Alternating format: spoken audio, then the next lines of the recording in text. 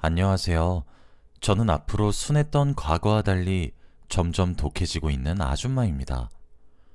저뿐만 아니라 모두가 그렇겠지만 전 어렸을 때부터 매 순간 치열하게 살았습니다.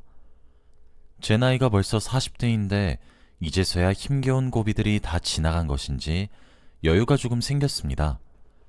그런 제 이야기를 이곳에 한번 해볼까 합니다. 여기 계신 분들 대부분이 누군가의 죽음으로부터 커다란 상실감을 느끼신 적이 있으시겠죠? 하지만 저는 그런 상실을 참 빠르게 느꼈습니다. 저희 부모님은 운수업을 함께 하시며 돈을 버셨었는데 비가 억수같이 쏟아부은 어느 날 밤 빗길 추돌 사고가 아주 크게 나서 그 자리에서 바로 명을 달리하셨어요. 아빠는 홀어머니를 제외하고는 일가 친척이 없으셨고 형제 또한 없으셨어요. 엄마도 아빠와 마찬가지셨죠. 제게는 여동생이 하나 있었는데 우린 하루아침에 부모를 잃은 고아가 되어야 했습니다. 그때 저희 자매의 나이가 7살, 5살로 아주 어린 나이였죠. 그런 저희를 거두어 주신 분들은 친할머니와 외할머니 두 분이셨습니다. 두 분께서는 오로지 저희 자매를 위해 함께 살기로 하셨습니다. 한날 한시에 자식들을 잃었기에 그 슬픔을 누구보다 잘 하셨겠죠. 자식까지 잃고 손주들을 거두어 키우는 고통은 저는 아직 감히 상상도 되지 않죠. 또 두 할머니 모두가 각자의 배우자와 사별하고 엄마와 아빠를 키워왔었거든요. 저희 할머니들 팔자도 참 기구한 것 같네요. 저희 친할머니는 외할머니보다 10살 정도 더 많으셨어요. 그래서 그런지 건강이 더 좋지 않으셨어요. 외할머니는 그래도 조금 정정하셨기에 식당에서 일을 할 수 있었지만 친할머니는 그렇지 않았어요. 그래도 저희를 위해 조금이라도 돈을 벌겠다고 폐지를 주우시다고 그만 미끄러지셨고 뼈가 부러지셨죠. 넉넉하지 않은 살림이었기에 한 푼이라도 아쉬운 상황이었거든요. 사실 저희같이 그래도 체력이 붙어있는 젊은이들은 뼈가 부러지면 빠르게 붙잖아요. 하지만 노인들은 그렇지 않더라고요. 어쩌면 그게 치명적인 부상일 수도 있었죠. 저는 어린 나이에 깨달을 수밖에 없었어요. 결국 친할머니는 그해 겨울 내내 누워 계셨던 병실 침대를 털고 일어나지 못하셨고 우린 또 한 번의 슬픈 이별을 겪어야만 했습니다. 그때 제 나이가 중학교 3학년이었어요. 어렸을 때 어렴풋이 느꼈던 부모님의 부재와는 차원이 다를 정도의 고통이 따라오더라고요. 아마 7살이었던 그 시절보다 제가 더 나이를 먹어서 그랬던 것 같아요. 저희에게 주어진 슬픔에 정신을 차리는 것도 힘들었습니다. 하지만 슬픈 것은 저뿐만이 아니었습니다. 저희를 길러주시면서 사돈보다는 서로의 버팀목이 되어주셨던 것인지 친할머니를 잃고 서럽게 목 놓아오시는 외할머니를 보면서 저라도 정신을 차려야 했어요. 그때 자연스럽게 헤어짐을 한 번 더 준비해야 한다는 사실을 알아차렸습니다. 서럽게 눈물을 흘리시는 외할머니의 나이가 80을 바라보고 있었거든요. 저는 그 잔인한 현실이 사무치게 싫었습니다. 한 해, 두 해, 해가 지날수록 할머니는 쇠약해지셨고 저희 집은 원래도 그리 풍족하지 않았지만 더욱 가난해졌어요. 누군가는 생활비를 벌어야 했고 할머니의 병원비를 감당해야 했죠. 그리고 그 누군가는 성인을 바라보고 있는 저였습니다. 저는 공부를 무척이나 잘했었는데 학업을 연장할 순 없었습니다. 제 꿈과 욕심보다는 가족들의 안위를 책임져야 하는 가장이었거든요. 초등학교를 졸업하고 난 이후 바로 취업 전선에 뛰어들었고 작은 중소기업에 취업을 하게 되었어요. 제가 대학을 진학하지 못하는 것이 한이 되었는지 제 여동생만큼은 대학교까지 보내고 싶었습니다. 미성년자일 때는 돈을 버는 것조차 어려웠는데 확실히 취업하고 나니까 목돈을 만질 수 있게 되더군요. 그렇게 제 나이 20, 다른 사람들은 본인을 치장하고 꾸미고 캠퍼스 생활을 즐기던 때에 저는 화장기가 없는 얼굴로 아침에 출근을 해서 밤에 퇴근하는 삶을 선택했습니다. 아등바등 살았지만 열심히 살아가는 저를 보고 저희 회사 사장님이 대견하게 여기셨어요. 그리고 제게 선짜리 하나를 제안하셨죠. 그렇게 22살에 나간 선짜리에서 지금의 남편을 만났습니다. 남편은 참 좋은 사람이었습니다. 무엇보다 마음이 너무 따뜻한 사람이었어요. 말 한마디를 해도 참 다정하게 말을 했고 제게 의지가 되어주었죠. 모든 장녀들이 그렇겠지만 저는 제가 동생과 할머니를 챙겨야만 한다는 강한 책임감을 아주 어렸던 나이부터 가지고 있었어요. 그래서 누군가에게 저를 의지한다는 것 자체가 조금 어색한 사람이었죠. 하지만 남편을 만나서 의지할 수 있는 사람이 생겼을 때의 편안함이 어떤 것인지 알게 되었어요. 그런 남편에게 제가 빠지지 않을 수 없었죠. 남편과는 3년 정도 연애를 했습니다. 제가 25살이 되던 해 결국 쇠약해진 외할머니마저 저희 자매와 이별하게 되었습니다. 할머니는 제가 성인이 되던 순간부터 조금씩 시름시름 앓기 시작하셨어요. 저희를 돌본다고 본인 몸을 챙기지 못한 것이겠죠. 불효도 이런 불효가 있을까 싶더군요. 조금씩 병약해져가는 모습을 보면서 이별을 마음속으로 준비했지만 아무리 준비된 이별도 슬프긴 매한가지라 많이 힘들었습니다. 그때 제 곁에서 남편이 참 많이 도와줬어요. 저와 여동생 둘 다 넋을 놓고 아무것도 하지 못하고 있을 때 저희 할머니의 장례 절차를 밟아줬고 조문을 받아주면서 참 많은 도움을 주었거든요. 외할머니는 친구처럼 지내셨던 친할머니와 같은 곳에 묻었습니다. 바로 옆자리예요. 차가운 땅에 유골함을 묻던 그 순간 남편이 그러더라고요. 할머님들 걱정 마시고 지연이 제가 잘 챙기겠습니다. 우리 처제인 지혜도 걱정하지 마세요. 제가 곁에 끝까지 남아 결혼도 시키고 잘 살도록 도울게요. 그러니까 편히 눈 감으시고 좋은 곳 가세요. 그 말에 저는 남편과 결혼을 결심했습니다. 남편도 그때 저와 결혼해서 세상에 외롭게 남아있는 저희 자매를 끝까지 지켜주고 싶다고 생각했다더군요. 하지만 그 과정은 그리 쉽게 진행되지는 않았습니다. 남편은 외동아들이었어요. 시아버지는 마음이 따뜻한 분이셨지만 시어머니가 정말 독한 사람이었어요. 시어머니는 머리에 띠를 두르고 단식 투쟁까지 하면서 저희의 결혼을 반대했습니다. 하지만 남편은 자신의 뜻을 굽히지 않고 저와의 결혼을 계속해서 추진했습니다. 제가 아니라면 평생 독신으로 혼자 늙어 죽겠다고 더 큰 강수를 두니 시어머니가 결국 백기를 들었죠. 당시 제 나이는 26이었고 남편은 그보다 많은 31살이었어요. 그렇게 어느 겨울날 저희는 부부가 되었습니다. 결혼하는 날 하늘에서 눈이 펑펑 쏟아져서 모든 사람들이 잘 살게 될 거라고 축복해 주셨어요. 그리고 저도 그렇게 되기를 기도했죠. 하지만 현실은 그리 쉽지만은 않았습니다. 남편은 제 여동생과 함께 셋이서 살자고 먼저 배려해 줬습니다. 사실 저도 여동생이 내내 마음에 걸렸었는데 남편이 말해줘서 고마웠어요. 하지만 이 사실을 알게 된 시어머니는 신혼집 문턱이 닳을 정도로 드나드셨죠. 당시 여동생은 저와 남편의 관계가 저로 인해 틀어지게 될까 차마 말하지 못했다더라고요. 나중에 알게 된 사실은 저희 부부가 없는 사이 제 여동생에게 그렇게 모진 말을 퍼부으셨다는 거였습니다. 제 여동생에게도 그렇게 하셨는데 제게는 어떠셨겠습니까? 저는 시어머니를 보면서 말로도 사람을 죽일 수 있다는 사실을 아주 뼈저리게 알게 되었습니다. 고아라고 우리 자매들을 일커드며 비난하고 멸시하는 것은 기본이었어요. 배운 것이 없다고 사람을 바보 취급하시는 것은 양반일 정도였죠. 저희 부모님과 할머니들 제사 지내는 것조차 못마땅해 하셨어요.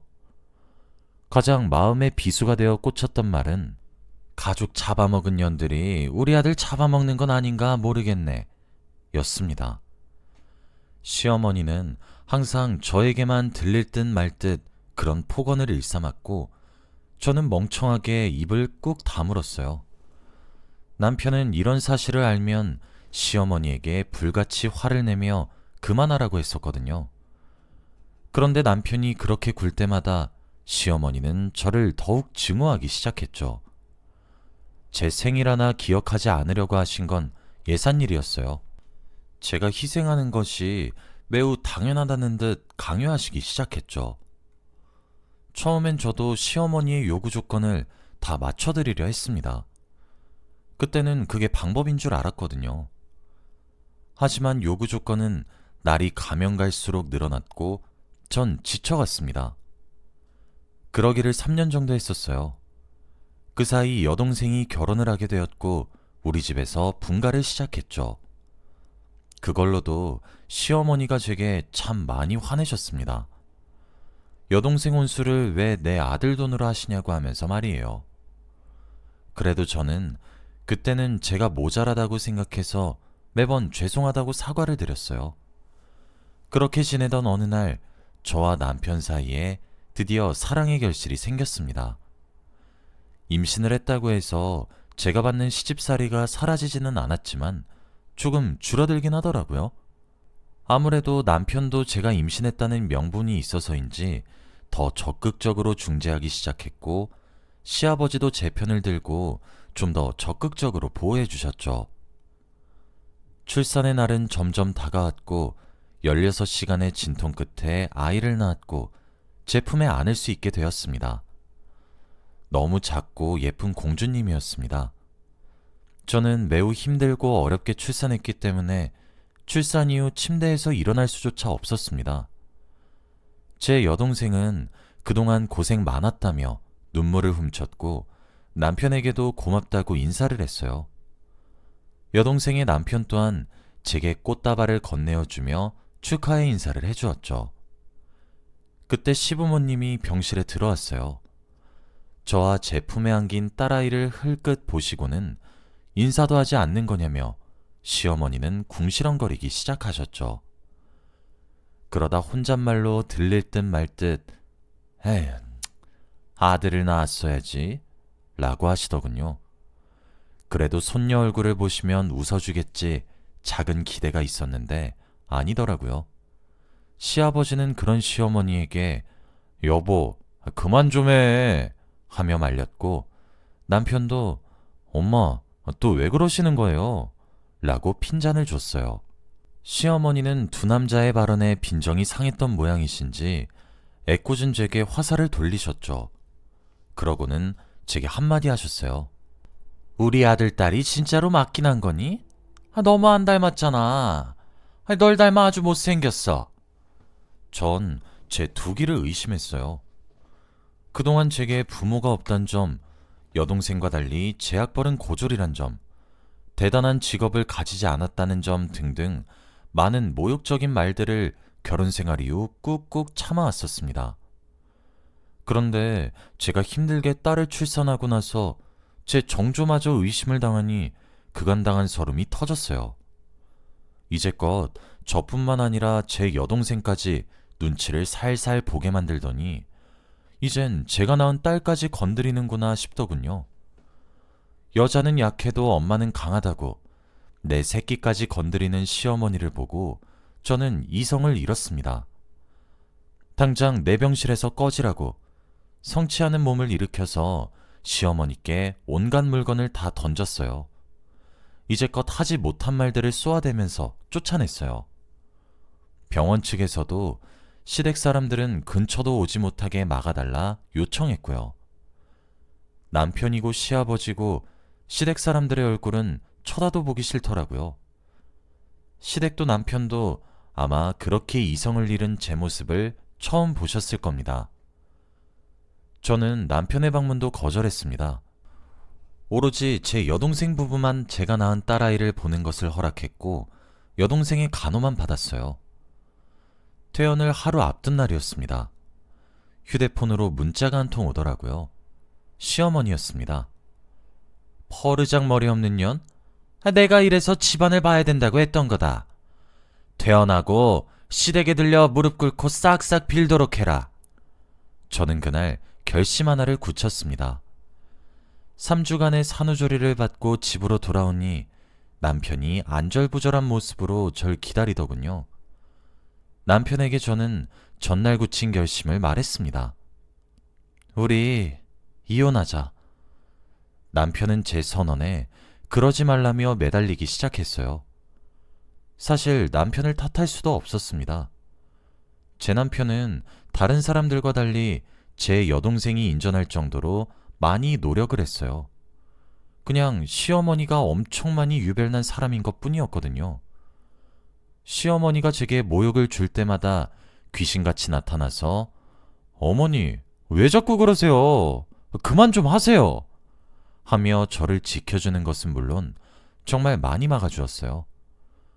결혼하면서도 제 여동생과 함께 살자며 합가를 제안했던 것도 남편이었고, 여동생이 거절했을 때에도 언니 마음이 불편할 거야 하면서 여동생을 설득했던 것도 남편이었죠. 여동생이 결혼을 하게 되었을 때도 혼수를 챙겨준 사람 역시 남편이었습니다. 제게 늘 고마움과 사랑만 가져다 준 사람은 바로 제 남편이었어요.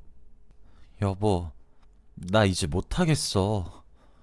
부모가 없는 게 학벌이 나쁜 게 내 탓이야? 아니잖아.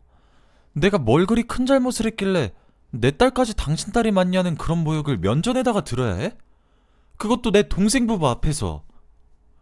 당신이 그동안 애써준 거 다 알아.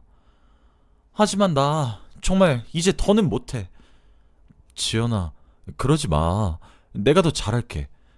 미안해. 우리 딸 태어난 지 아직 한 달도 안 되었잖아. 어?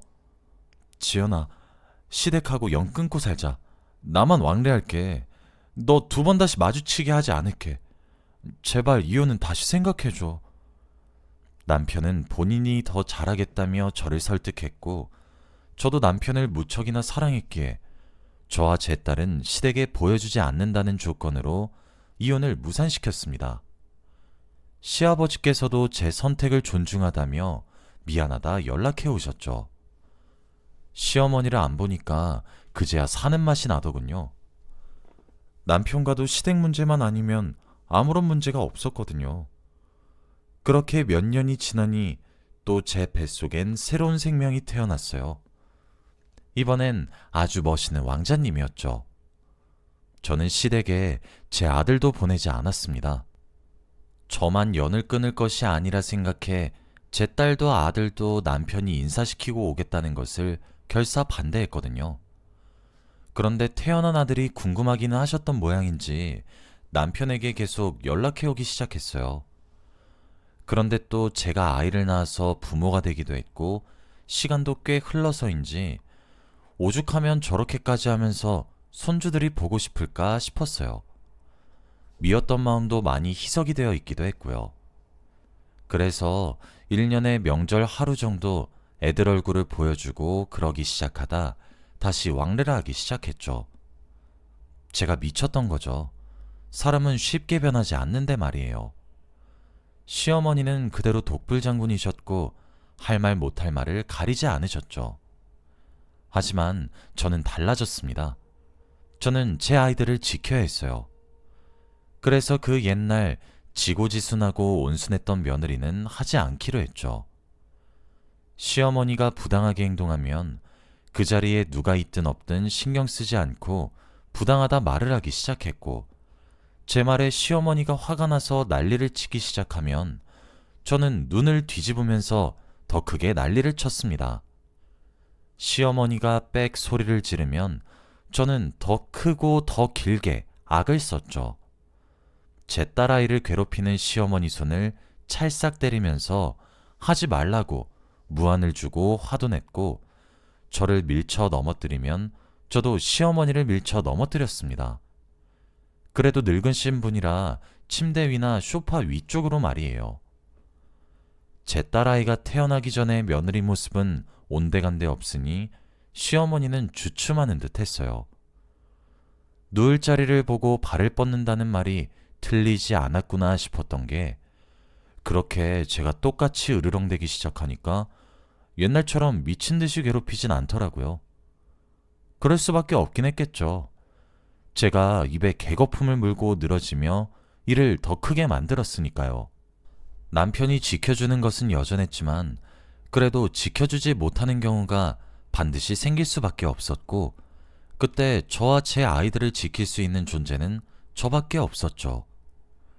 시어머니는 제 아이들을 두고 남녀 차별도 시작하셨는데, 그 꼴을 제게 보이실 때마다 저는 그냥 짐 싸들고 저희 집으로 아이를 데리고 와버렸어요. 사과를 하실 때까지 아이 얼굴이나 목소리 보지도 듣지도 못하게 했어요. 아들보다 손주가 예쁘긴 하셨던 모양인지 제게 어금니를 깨물며 사과를 건네긴 하시더라고요. 시아버지도 남편도 그런 제게 화를 내기는커녕 아무 소리 하지 못했습니다. 그럴 수밖에 없죠. 가장 곁에서 지켜본 두 사람이 제가 겪은 고통을 제일 잘 알고 있을 테니까요. 그래서 시어머니는 제가 미웠던 것 같아요. 그럴 수밖에 없다고 생각하긴 해요.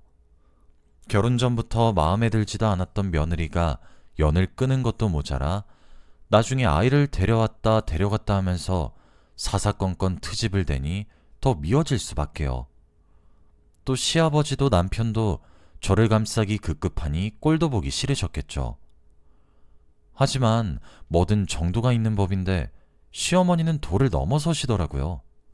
하루는 시아버지 생신이라 아이들을 데리고 시댁에 갔어요. 두 분이서 잠시 함께 외출한다고 하시더니 그때까지 집에 돌아오지 않으셨더라고요.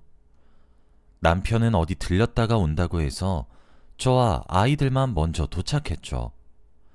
시아버지 선물을 두고 온다고 시부모님 방에 들어가서 침대 옆에 있는 협탁 위에 제 선물을 놔뒀습니다.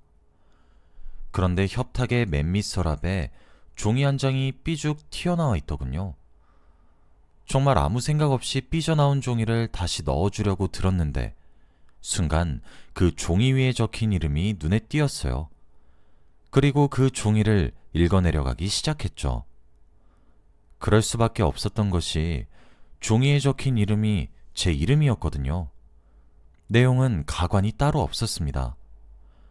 종이에 적힌 것은 계획서와 다름없었는데 바로 시어머니가 저희 부부를 이혼시키기 위해 적은 이혼 계획서였어요. 그리고 계획서와 함께 여자 사진 3장이 들어가 있었는데 시어머니가 고른 예비 며느리 후보인 것 같았죠. 계획은 아주 상세했습니다. 제게 남자를 접근시켜 제가 넘어가든 넘어가지 않든 접촉한 사진들을 근거 삼아 남편에게 내밀어서 제가 불륜을 저질렀다고 거짓말을 한 뒤 이혼을 시킨다는 내용이었습니다. 그 와중에 제 아들은 뺏어오고 딸은 제게 쥐어주고 돈 한 푼 주지 않고 쫓아내야 된다고 형광펜으로 줄을 그어놨더군요. 하나부터 10까지 꼭 이혼을 시키고 말겠다는 시어머니의 포부가 느껴질 정도였죠. 저를 싫어하고 있다고 생각은 했는데 이렇게 세세하게 계획까지 쓰고 돈으로 사람을 시켜 이혼을 시킬 정도로 저를 증오하고 계실 줄은 몰랐습니다. 시아버지 생신이라 큰소리 내고 싶진 않았는데 도저히 그냥 넘어갈 수가 없더군요. 저는 그 길로 아이들을 여동생네 부부에게 맡기고 다시 시댁으로 돌아왔어요. 시부모님과 남편은 제가 잠시 자리를 비우고 아이들을 맡긴 사이 시댁에 다 모였더라고요. 마침 잘 됐다 싶었습니다. 저는 거실로 들어가 모두를 불러 모았고 제가 아까 발견한 서류를 들이밀며 말했습니다. 아버님, 좋은 날 이렇게 큰 소리 내게 되어서 정말 죄송합니다. 저 그런데 이제 진짜 못 살 것 같아요. 결혼하던 순간부터 이곳에 오면 숨통이 턱턱 막혔어요. 이유도 없이 누군가의 미움을 오롯이 혼자 받는 게 너무 벅차서요. 그런데 어머님, 해도 너무 하시네요. 남편과 시아버지는 그게 무슨 소리냐며 눈을 크게 뜨며 제가 내민 종이들을 보기 시작했죠. 그 종이를 내민 순간 시어머니는 얼굴이 하얗게 질렸고요. 남편과 시아버지는 종이를 찬찬히 읽은 이후 할 말을 잃었더라고요. 하긴 그들도 기가 차고 어이가 없었겠죠. 여보, 그리고 아버님, 저 진짜 너무 힘들어요. 제 배 아파 낳은 자식 여자 남자라고 차별할 때마다 제가 입에 거품을 물며 쌩난리를 쳐도 시어머니가 어디 한 번이라도 달라지셨어요? 저도 사람이에요. 그리고 제 딸아이도 어리지만 사람이에요. 아무리 어려도 감정 다 느끼고 자기가 무슨 처지인지 다 알아요. 저는 더 이상 내 새끼 상처받는 거 보기 싫어요. 여보, 당신이 중간에서 고생한 거 다 알아. 그런데 이건 너무 선을 넘은 것 같아. 우리 이혼하자. 남편과 시아버지는 할 말을 잃었고 전 혼자서 떠들어댔죠. 깔끔하게 재산은 반반으로 나누자. 아이들은 내가 키울게. 대신 당신이 한 달에 아이들을 몇 번 볼지 제한은 두지 않을게. 그런데 이곳에 내 아이들을 데려올 순 없어. 그것만 지킨다면 당신이 아이들과 여행을 가도 신경 쓰지 않을게. 당신이 나랑 이혼하지 않겠다고 하면 변호사 만나러 갈 것 같아. 그러니 우리 그냥 쉽게 쉽게 가자. 전 제 할 말만 하고 그 자리를 떠났습니다. 하지만 어디 이혼이 그렇게 쉽나요? 그리고 이게 저희 부부의 불화로 인해 빚어진 문제가 아니라 시어머니로 인한 문제잖아요. 저희 부부는 여전히 서로를 사랑하고 있기도 하거든요. 결국 우리는 이혼하지 않기로 했어요. 하지만 제가 이혼하겠다는 생각을 다시 물린 것은 다른 이유가 있습니다. 남편에게 전해 들었는데 제가 그렇게 제 할 말만 하고 자리를 뜬 이후 시아버지가 생전 처음으로 화를 내셨다고 하더군요. 정말 큰 소리 한번 내지 않으셨던 분이세요.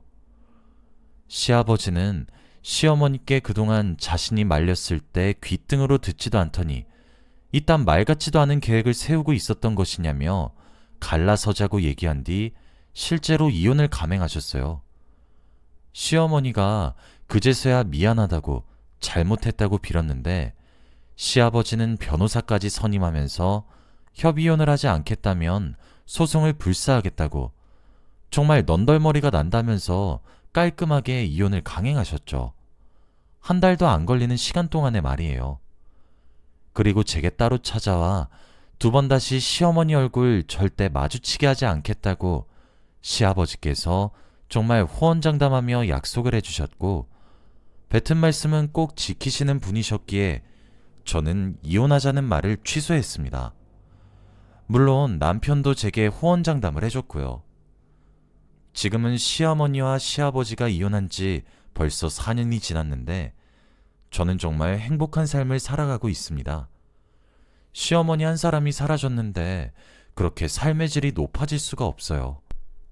시어머니는 이제서야 그 높은 자존심을 다 버리고 제게 미안하다고 연락해 오기 시작합니다. 하지만 저는 사람은 변하지 않는다고 믿어요. 그래서 받아주지 않고 있습니다. 시어머니는 아실까요? 본인의 남편과 아들이 얼마나 지긋지긋해 하는지 말이에요. 어제는 문자를 보내오셔서는 너무 외롭다고 하시더라고요. 저더러 뭐 어쩌라는 건지. 남편에게 보여줬더니 남편도 한숨밖에 쉬질 않아요. 저는 남편에게는 시어머니와의 연을 끊으라고 강요하지는 않았어요. 아무래도 두 사람은 천륜이니까 제가 강요할 수 없다고 생각도 했고요. 내일 남편이 따로 찾아뵐 것 같은데 참 시어머니도 불쌍하시네요. 물론 그렇다고 해서 제가 다시 보듬으려 하진 않을 거지만요. 여기까지가 제 이야기였습니다. 저뿐만 아니라 모든 사람들이 심보를 조금만 더 곱게 쓰면 좋겠어요. 저희 시어머니 꼴이 나지 않으려면 말이에요. 긴 이야기 들어주셔서 감사합니다. 행복하세요.